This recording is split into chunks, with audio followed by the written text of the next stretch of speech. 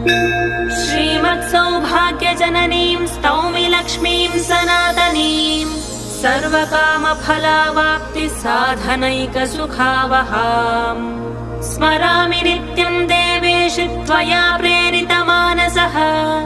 त्वदाज्ञां शिरसा धृत्वा भजामि परमेश्वरीम्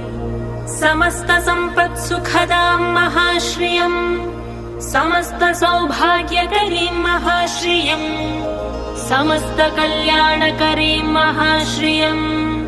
भजाम्यहं ज्ञानकरीं महाश्रियम् विज्ञानसम्पत्सुखदां सनातनीं विचित्रवाग्भूतिकरीं मनोहराम् अनन्तसौभाग्यसुखप्रदायिनीं नमाम्यहं भूतिकरीं हरिप्रियाम्